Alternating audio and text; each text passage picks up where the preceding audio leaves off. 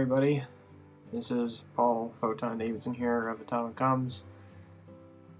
This is not an Earthbound playthrough as you might think. Far from it. I'm actually using this gameplay of Earthbound as a very special tribute to Satoru Iwata. Those of you who don't know, Iwata was the current president of Nintendo, CEO as well, or redundant. Basically, he was pretty much the main man in charge of everything Nintendo. And well, I'm recording this at midnight, July 13th, but this actually happened 2 days ago. Iwata passed away, sadly, due to a pretty bad, what the hell was it, like a bit of a side effect of a surgery he had. This thing has actually been going on for a problem. This problem of his has been going on for quite a while. If you guys have been following Nintendo around, for the last 2 years, Iwata has been pretty, what's the word for it?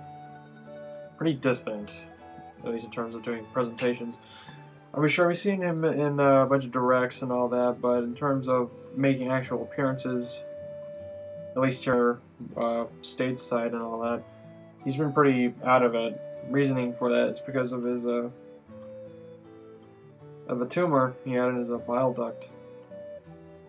Had to get a surgery for that back in 2014, so for health's sake, decided not to show up at E3 2014. That's pretty much where it all started. Same thing happened this last E3 where he didn't really well, at least in terms of like actually being there at E3, he wasn't. He was of course in the direct for a little bit, but yeah, he wasn't actually there at the presentation.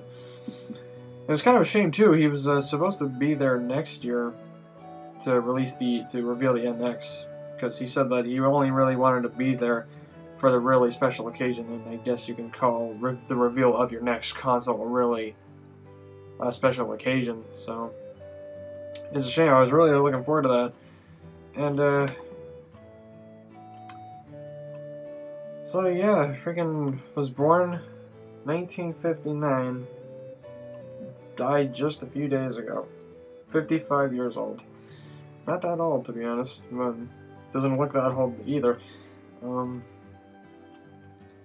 But yeah, this whole thing isn't just going to be a recap of his whole life or anything, but basically, as a person that plays mostly Nintendo games, Iwata was a very important person to me. Never knew him, never met him, but, you know, kind of celebrity was, you know, as far as I can say. You know, everybody freaking knew anybody who played Nintendo games knew who Iwata was.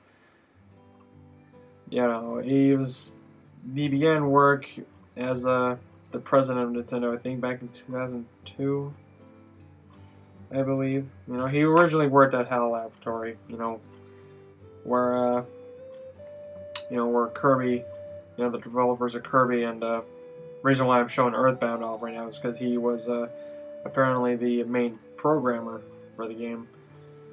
So that's obviously a big part of it.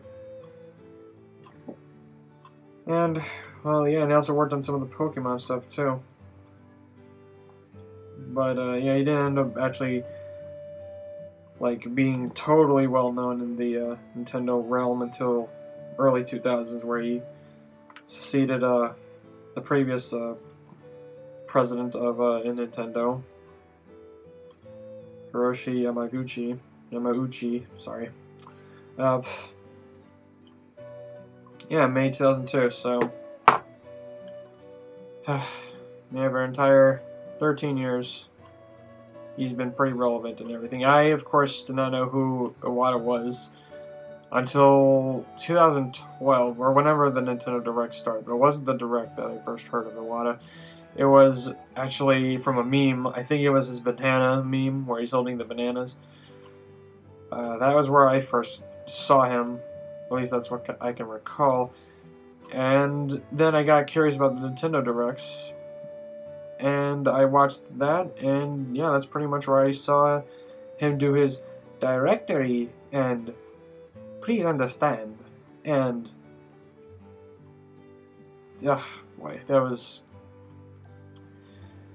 you know, that he pretty much became a meme of a lot of things, a lot of, you know, alongside like Reggie, Shigeru Miyamoto. You know, that's the directory at you. I'm gonna stop using the English accent from now on. You know, that was pretty iconic, and it's kind of hard to say that we're probably never, you know, actually I should probably say never probably, but that's pretty much gone. It's done. The directs will never be the same without him. We'll never get to hear his wonderful voice saying how he's delivering the latest Nintendo news directly to us, or, you know, telling us to please understand because we had to delay a game or something. You know,